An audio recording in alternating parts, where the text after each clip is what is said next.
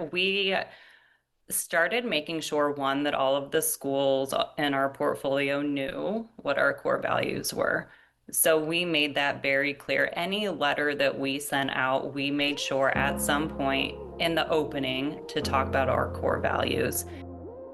You're listening to the Bold by Choice podcast with Vashanta Harris and Jim Gunner. Real talk about charter schools, from the boardroom to the classroom. Powered by the National Charter Schools Institute. Welcome back, friends, to another episode of the Bold by Choice podcast, where we explore the complex and inspiring work of charter school leadership through honest conversations and real-world insights. I'm Vashanta Harris. And I'm Jim Gunner.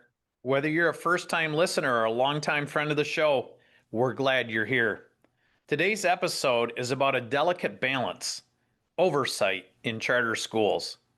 We'll explore how authorizers can uphold accountability while respecting the autonomy that fuels innovation and growth. Our guest knows this balance deeply. Alyson Murphy recently joined the National Charter Schools Institute after more than a decade leading governance and compliance at Grand Valley State University's Charter Schools Office. Alyson's work shapes how schools and authorizers navigate the ongoing tension between freedom and responsibility. Alyson, welcome to Bold by Choice. Thank you, Jim and Vashanta. I'm super excited to be here and talk to you about this today. Well, we're so glad you're here. We're always excited to bring in our colleagues in this work and to have a chance to really talk about this complex topic, right? Freedom and responsibility and how we balance that with each other. And Alyson, you've been around me long enough to know that I like to substitute responsibility for accountability. Yes, for sure.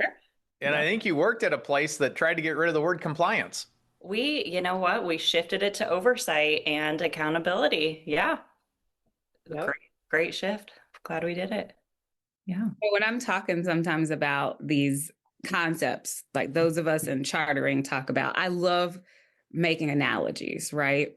And so those analogies, I think, really help the outside listeners to connect with our topic. So I love that we kind of interchange these words, right? Freedom and responsibility, compliance and oversight. I love that we give that word play.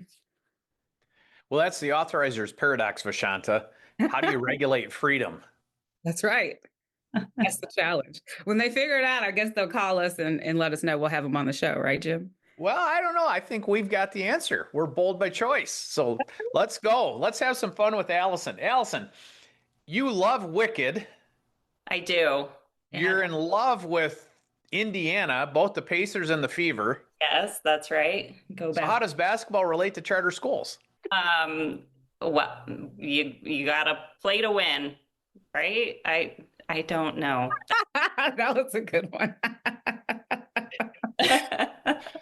I like that. You got to play to win. And we're winning for kids. That's right. We are. Yeah.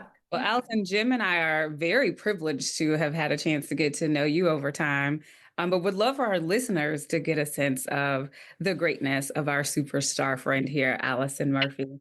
So would love for you to share with our audience, like what's brought you to this work and who are you a little bit? Yeah. So you know that you are meant to work in education when sleeping on floors of random school buildings across America just somehow feels inspiring. It's exactly what I did for 5 summers. I was a color guard performer and instructor with the Glassman Drum and Bugle Corps. So I traveled the country. I slept on an estimated 250 different school floors over my time between gyms and random classrooms and cafeteria floors. I was fueled by sheer passion for performance, my own competitiveness, and corn dogs from the food truck because they were on out of 10. But that experience of literally living in schools sparked something in me that really started with a curiosity around facility equity. Because believe me, I saw the beautiful, the good, the bad, and the ooh, please don't make me remember that building and the things that my toes touched. I can't. Oh my gosh, I can only. But over time, that morphed into something way bigger that ultimately led me to law school and the charter school world, first as an authorizer for 13 years and now here with the Institute. I think my why now is that making sure every decision that impacts kids is rooted in equity, integrity, and accountability. I am one of the few that really loves the system side of the work. I truly geek out over a beautifully written charter contract, and I am very passionate about helping authorizers and boards understand the contracts, the processes, the procedures, and not only understanding those separately, but how they work together as a whole to win for students. And I try to do it in a way that's fun and memorable. And outside of work, like Jim said, you could probably catch me watching basketball of some sort. I really love the WNBA.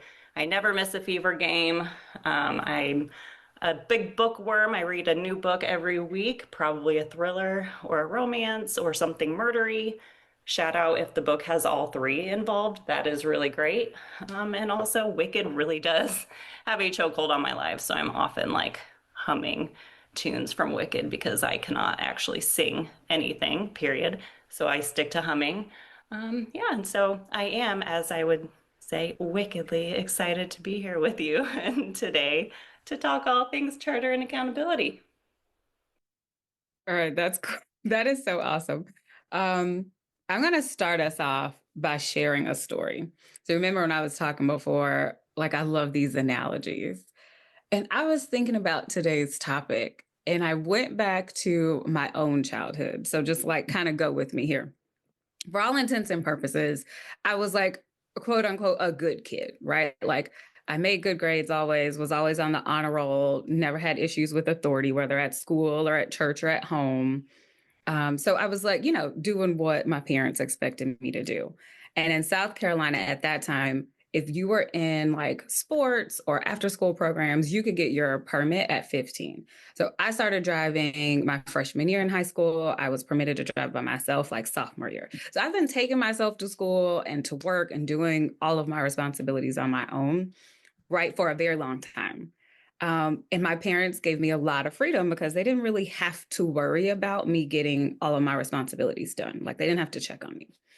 But senior year, I just decided that like maybe I didn't have to come home at curfew if I didn't want to. Like I felt all of my freedom. I felt, hey, I'm already in like several colleges. It's just about me making my decision. I've done my work. So now I can do what I want to do.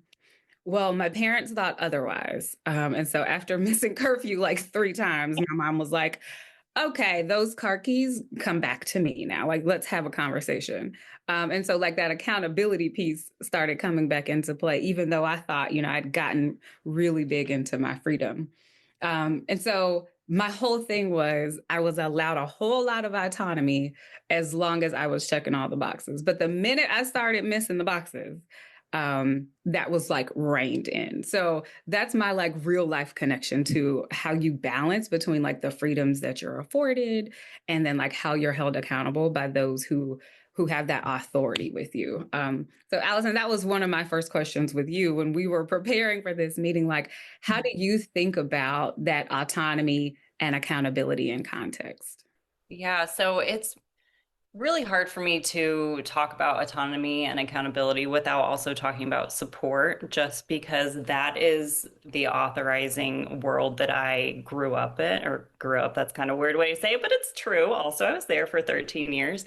Um, but truly, autonomy, accountability, and support, it was that our kind of three-legged stool version of authorizing. So, as an authorizer, we had incredibly strong relationships with our schools. We prided ourselves on that. Our schools were our partners. Yet, autonomy, honestly, I was thinking about it over the weekend. I don't think I ever heard that word my first few years as an authorizer. We just didn't talk about it. And I think thinking back, it's not because we didn't believe in it or didn't want schools to have freedoms where they could. I think it's because we were authorizing in Michigan, which was a state that was incredibly regulated in terms of charter laws, but also there was a cap on schools. So we were really just kind of chugging along, doing our thing with a portfolio that we could not grow because we were at capacity. So instead, and again, we were so heavily regulated that we knew there wasn't a ton of freedom that we could offer the schools.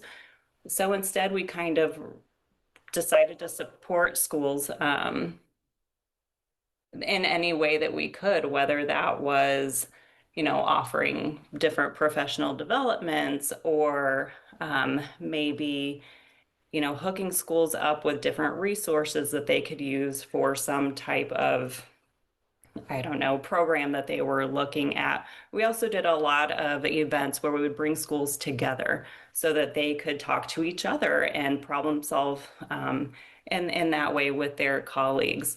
So that was kind of our not trade-off to autonomy, but that is what we felt like we could do to help the schools. As the cap lifted here, our team kind of re-looked at everything. Our team grew.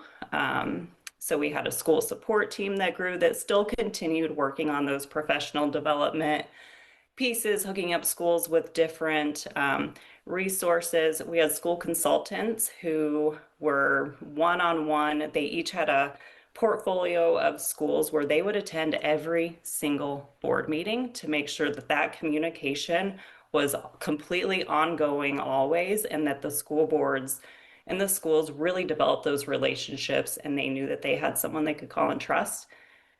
And then we kind of also redefined what support meant to our office. There is, there's a line out there of maybe what is appropriate and inappropriate for support. Sometimes maybe we hopped pretty far over that line. So we kind of took a minute and redefined what we wanted our office to be in terms of supportive authorizing and still keeping that oversight and accountability piece, which was my job, that I loved. And I mean, at the end of the day, even with all that, still with the accountability, I'm really proud of what we did there. Our schools, again, truly felt like our partners in the work and that we were working together to move the ball forward for the kids at the schools and for the families to succeed, really. So, Alyson, you're one of the kindest, most caring people I know. You also went to law school and have a law degree. yeah.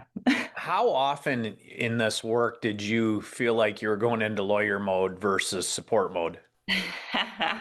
Oh, because of the role I had, whew, I think it was a really, really good mix, a good balance as we were talking about, because I worked so hard at developing the relationships with the schools, the folks on the other side of the computer in that compliance world, and develop the relationships so they would pick up the phone and call me if there was an issue so that we could brainstorm together so that I did not have to go into that more heavy oversight lawyery mode with them.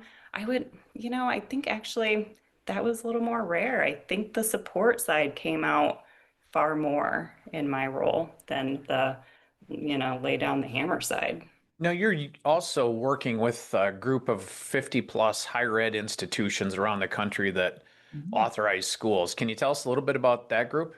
Yeah, the higher ed authorizers. That is a group that was started a handful of years ago by some of the higher ed authorizers, one out of Northern Michigan University that we are keeping alive. And we meet on a quarterly basis to talk about all things higher ed authorizing. It truly is a unique authorizing model because they do have the full backing and support of the universities or the colleges. That does look different, in every state, every context. It's not even within Michigan. Michigan has a number of higher ed authorizers, but authorizer to authorizer, the way the university is kind of plugged in looks different. So we like to get together and really problem solve in our unique context together. And I say we, knowing that I'm with the Institute, but that I was in that space for a long time. And I do still help operate that group. That group is one that I've been privileged to witness a little bit right from afar. And you all may not talk about it explicitly, but the way in which autonomy is exercised across those authorizers is very unique. And autonomy, to me, is one of the real reasons that charters exist, right? Like to give a little bit more entrepreneurial spirit to some K-12 options. But what does this really mean in practice for schools, for leaders, and for authorizers? That's a great question. So I think what we all kind of have to remember sometimes is that autonomy does not mean the absence of oversight, but rather the freedom for schools to be able to make those mission-driven decisions, within a framework of responsibility that will ideally lead to better outcomes for students. So for schools, I see this as, fewer visits, high stakes visits, especially from their authorizers because they're performing well. Really, the freedom to make their own internal decisions for any kind of non contractual changes, especially decisions around internal policy and procedure. I do, though, just want to caution schools and boards, be smart. If you do have this freedom, this autonomy from your authorizer, really just be smart about what you're changing and when. I do have a little cautionary tale that I was on a high stakes visit for an authorizer at one point where that authorizer did not require any type of permission for the mission or vision of a school to change. And so at this review, we were doing different stakeholder interview groups, and every time we would ask about the mission, I think we got maybe 5 or 6 different versions of the mission, and no one could tell us which one was correct. And in fact, we had at least 2 people who were arguing over their version was the correct version. And this was in the middle of a renewal visit. So, cautionary tale, maybe don't change your mission or something big that is super impactful. You know, in a year where your authorizer is going to be in to decide the future of your charter. And on that kind of same vein, I encourage authorizers right now, even go grab your charter contract, your policy manual, take a look at what you are having your schools ask permission for to change. Do they need to ask your permission to change internal policies, procedures, their nutrition policy, their transportation policy?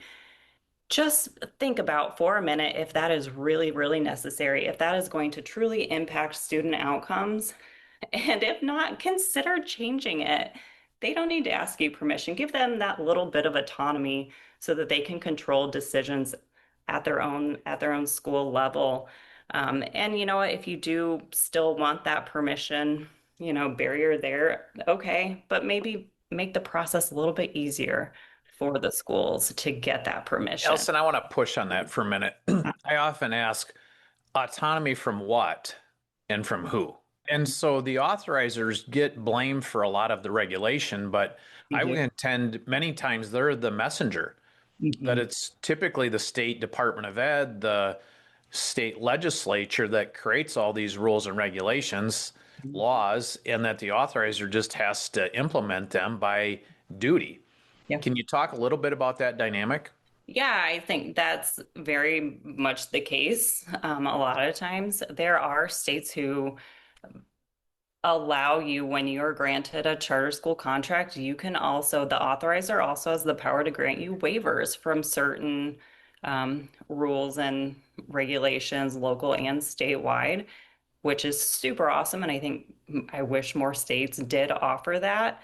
But I mean, yeah, in some cases, the authorizer truly is just the messenger. But how are they getting this message out? Are they making it more difficult for the school to kind of comply with those regulations, or are they helping them, get through it, succeed, make the changes that need to, or follow, whatever rules? And that's why I'm on the theme that authorizers should see themselves as guardians of opportunity Yeah. and stewards of possibility, Yeah. right? Because they're a guard and protector of the public trust, of kids, of public assets, but also this steward of possibility. How do they help make change? How do they disrupt in healthy ways? And how do they encourage schools to passionately pursue excellence? Which I think we're naturally beginning to say there's a part of oversight and accountability we're not getting away from. Like it's just real and it's going to happen by law. Alyson, what do you think some of the key elements of that oversight piece are or need to be to ensure that schools are delivering on their promises outlined in their charter contract? Yes, I love this because that was my job. So, again, effective oversight is truly about understanding that oversight and accountability does not mean micromanagement of schools and bogging them down with unnecessary compliance checkboxes and to-do lists. Instead, it's holding them accountable to the charter contract and applicable law and making sure, though, the expectations from the get-go are clearly defined, that there is transparency and consistency in the oversight practices, but it's also about being flexible and reasonable when the occasion calls for it, and sometimes it does.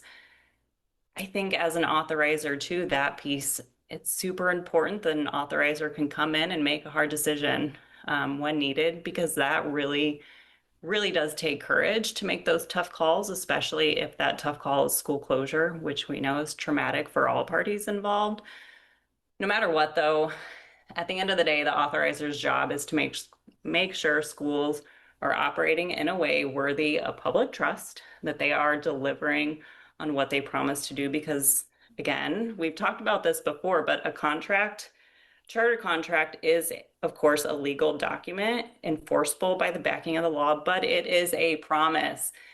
And it's a promise in multiple ways for multiple parties. It's a promise from schools and boards to the families saying, hey, we promise that we are going to deliver an awesome educational program and we are going to be financially responsible and give your kids a safe environment.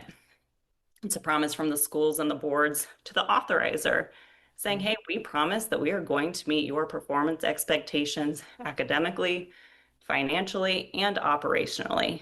But then it's also, and I don't think we talk about this part enough, it is a promise from the authorizers to the families saying, hey, we promise that this school is going to deliver on what they are saying in this contract. They are going to give your kid a great educational experience and they are going to meet certain outcomes. Otherwise, we're going to step in. And also, it's a promise from the authorizers to the schools and boards saying, we promise to hold you accountable to these performance standards. Otherwise, yeah, we're going to step in. And that's okay because that is what drives educational excellence. When any of these promises get broken, that is when the kids are at risk. That's when we are not doing our job. Alyson, you just described that chartering is proving the promise and Yeah. that we all have a role in proving that promise, which is a theme of this Bold by Choice show. So thank you for that. As you look at history, what have we got right? What have we gotten wrong when it comes to authorizing and oversight? Yeah, so I think that what we have gotten right is when we've set up systems that really focus on outcomes, not just inputs. When we have set systems with clear expectations that are rigorous but fair and also responsive. What we've gotten wrong, and I think still kind of looms in some places, is when oversight is completely reliant on a checklist, that there is punitive compliance measures that lack any sort of flexibility and really just are not doing anything to help push the excellence of that educational program forward. Instead, they just feel like the authorizer is big brother looking down on them, making their life difficult, and that the authorizer is just another regulatory body. So, if authorizers had professional judgment and discretion as part of their toolkit, would you be for that or would you be afraid of that if you were a school? I think that, I mean, I would be for it, but also would make sure to work on that relationship with the authorizer. That way I knew I could pick up the phone and give them a call to have a discussion, a real life, honest, open discussion about something that is popping up, and that hopefully then we build up that relationship and that trust. Then the authorizer is not going to come down on you with a hammer. Instead, they're going to help you problem solve. So Yeah. I like it. The school leader lens to this. I'll share it in a previous role where I was the school operations director. So essentially, the regulatory and compliance metrics for the charter schools that I was a part of in my network, that came to me. And in this instance, in the state, in the city that I was living and working in, it was really beautiful. I knew at the beginning of the year, beginning of the school year, so that really means July, exactly what I needed to submit for the entire year, what month I had to submit it in. And we used Epicenter, so I had my account set up. I knew what I had to do. And I had foresight into what all of those elements where I had templates for them. And what that meant for me being on the school side was I could manage my time to ensure I met those requirements. And additionally, that authorizer held trainings. So, say there was something due in October I didn't know about, I could back map which training I was going to go to, learn about what was going on, the reasons behind it, the laws behind it, even meet other schools who had done it before me and get ideas from them. And I could submit on time. So, from a school operations director lens, that felt really supportive. And so, in the process of going to those trainings, meeting those people, being able to meet my compliance regulations, I met my authorizing team. And so I then was able to say, like, okay, I know who I can call if I have a question. And so when we talk about the authorizer school relationship, I want to really break that down, to mention like ways in which that can go well. On the flip side, in a totally different state and environment, what school leaders would share with me. So at this point, I sit on the authorizer side of things. And what schools told me was that their experience was the opposite of what I just described. They felt like they heard nothing ever until they were in trouble for something. And so one of my roles, right, in that environment was to adjust course, and to figure out how I could take some experience that I'd had from another space and bring it into my new space. So I just want to kind of break down, right, like with some real live examples of what this can look like. So for schools out there, methods in which you can work on your environment, but also the authorizers. I think too that it's so dependent on the values of the authorizer and are they leading with their core values in mind that truly impacts that relationship, I think, between the authorizer and the school. So, Alyson, in your time at Grand Valley State, you guys did some strategic planning and intentionally decided to do your work with the values and aligned with the university's values. Can you talk how that was transformative? Yeah, so I love that we did that as an authorizer. We started making sure, one, that all of the schools in our portfolio knew what our core values were. So we made that very clear. Any letter that we sent out, we made sure at some point in the opening to talk about our core values and what they meant for our relationship with the school. Even if it was what, a compliance letter or the nasty gram, what we like to call it sometimes, we always opened it with a value from our office. And I think that truly just helped to kind of smooth out the lines of some of those relationships. We were coming at an issue from a place of our values. We weren't just coming down on them to come down on them.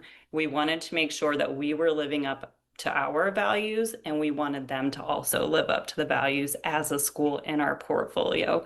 We also made it fun, and every year we would started giving away a core value award. So we would pick one of the values per year, and the schools could submit applications telling us how they were, moving that value forward, how that value was being lived out in the school. And then at the end of the year, we would announce it with a prize. So we also made it fun too, because we love celebrating schools and we should be celebrating our schools.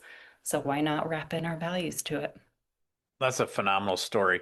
You also started using the words operational integrity. Can you Mhm. tell us about that? Yeah, we kind of threw out the operating in compliance with and switched it with operating with integrity towards your charter contract or with operational integrity.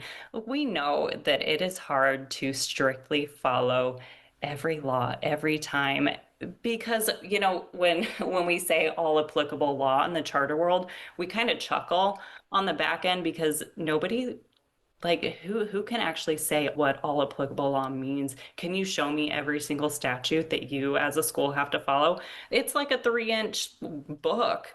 It's insane. So we say operating with integrity towards the term of the charter contract. If you're doing things right and going about everything in the right way, then you're doing good. And if you maybe miss the mark on one tiny random little thing, okay, we're going to work together to figure out how to fix that problem. But we know that you have integrity and you are working towards the correct goal of winning for kids.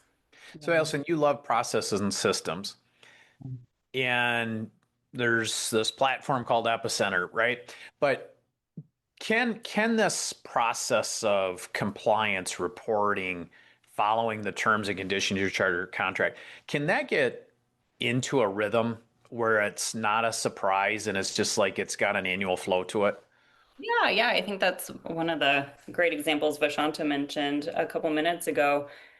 A great authorizer, I think, from the beginning makes expectations clear, not just performance, academic expectations, but operational expectations in terms of annual calendars. Year after year, what are you going to submit to the authorizer and makes that public as soon as possible? That way, schools do get into the right flow and rhythm.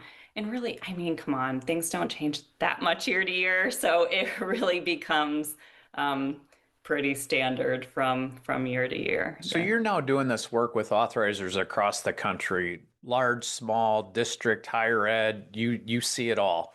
How do you see the future of oversight evolving as you look across the country? I think that we're going to continue operating with clarity and transparency on the kind of no surprises rule. I think the future is definitely going to be more collaborative between authorizers and schools, with authorizers hopefully becoming more of strategic partners with schools, working together to the extent reasonable under the law and for the authorizers' context for the success of students. I think we'll see authorizers lean more towards kind of adaptive accountability frameworks and continuous improvement models, not just strict oversight. And they'll continue to kind of dig into what being a supportive authorizer looks like for them and how they can provide oversight to schools that helps the schools to thrive and not just survive. What I'm loving about this year has brought us many challenges in the charter space, but many opportunities to think about the future. And a lot of folks are talking about innovation, right? In the grants that you see out there, innovation is the key word. And so when we think about innovation, but then also balancing that accountability or maintaining that accountability, what are some things that you think authorizers and even the greater charter ecosystem could be considering as we think about both innovation and accountability? I think, yeah, definitely, um, more flexible performance frameworks that allow for kind of diverse models and different approaches to shine. Teaching and learning really are not one size fits all concepts. And so the metrics that are being used to measure them probably shouldn't also be one size fits all.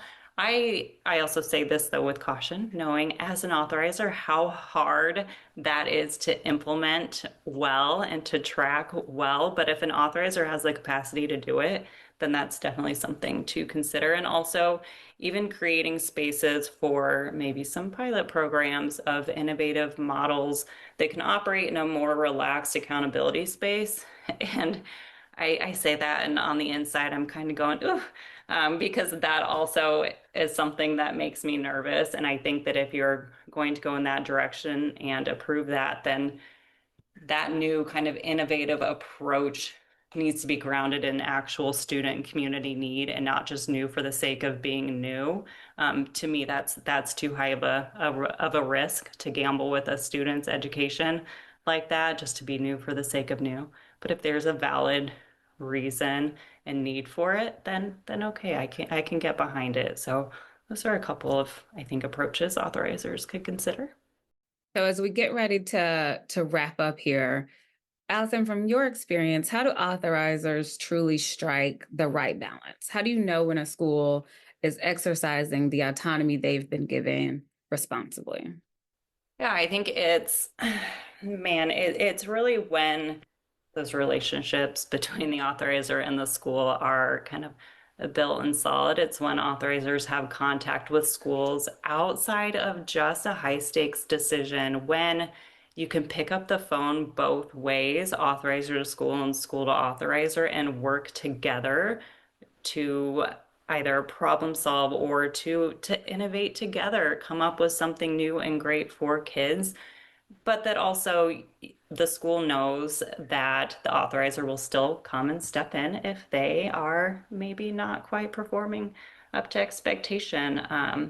But that values and trust, I cannot say enough. You have to get that trust going between the authorizers and the schools. And I think once you have that, then that balance will kind of manifest there on its own.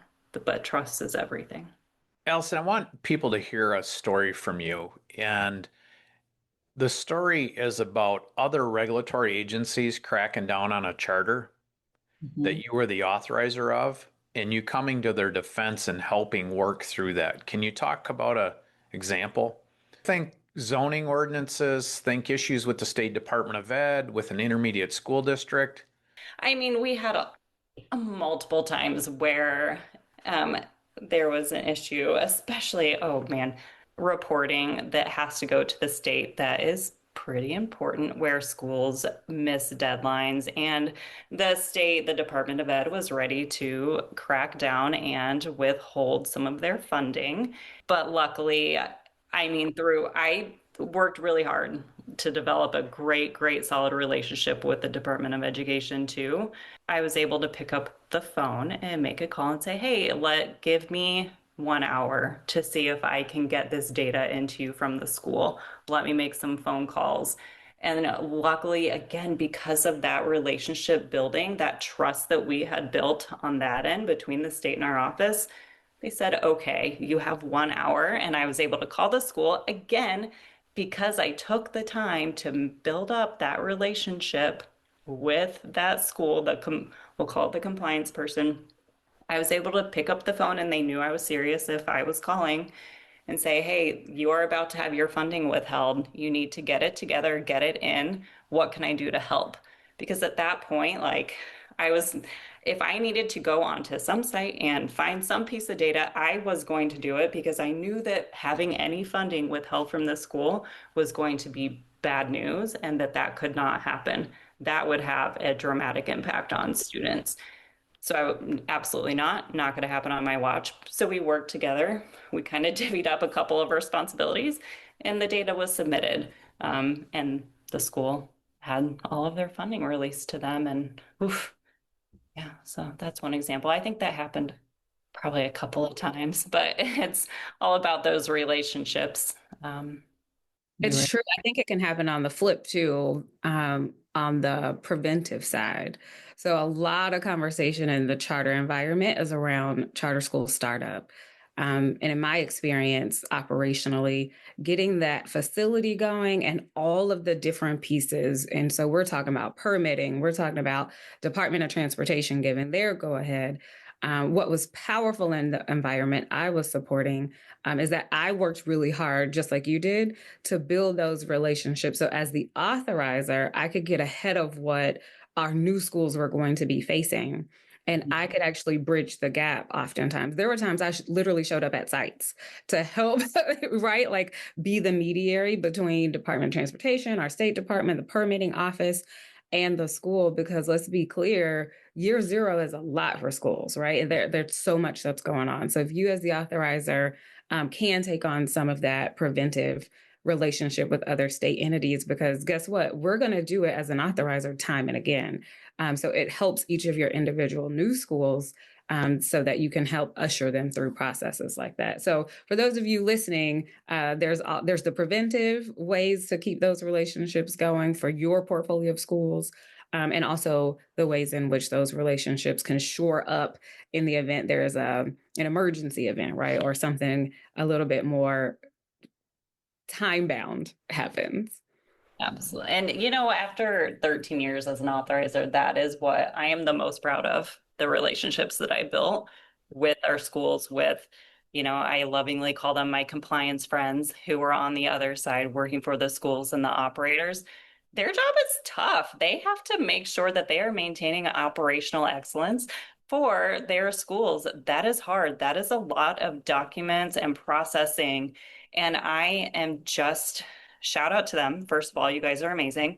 But I am so incredibly proud of the relationships that I built with those friends to the point they still call me and text me when they have questions, and it warms my heart. I love it. And I worked really hard on that. So I'm really proud of that. Alyson, that's a sign of a true leader. So thank you for what you do in your community. And also thank you for sharing your gifts, your expertise, and your wisdom here with us today. The way that you really kind of candidly shared all of those reflections, and how the oversight and the accountability and that trust, right, and the freedom, is balanced out is really, really helpful. I think there are a couple of takeaways today, right? Like I know I'm leaving thinking about how oversight definitely requires that balancing act and making sure that you're using that balancing act with relationships. So I heard you say at the beginning, I can't even think about this concept of accountability and autonomy without thinking about support. I mean, I think that was a really beautiful way to frame today's conversation. And then even when you're thinking about the future, like what does the future look like? What does innovation look like? How do authorizers embrace levels of flexibility, especially for schools who've proven themselves? They're getting results. They are making good on their promise. And so what are some of the flexibilities that they could be allowed? And Alyson, you got to be the kindest, most supportive regulator I've ever known. So thanks for always going the extra mile for the schools that you chartered. Well, friends, next time we're going to dive a little bit more into the heart of the school. So we're going to be looking at how factors inside the school really shape up strong learning environments and ultimately student success. And here's your challenge. Reflect on your current oversight practices. How are you balancing that freedom within a framework?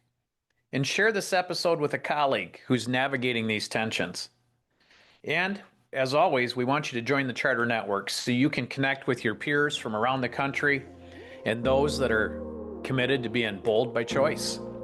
So hit subscribe, leave us a review, and we'll see you next time on the Bold by Choice podcast, where leadership, innovation, and impact come to life.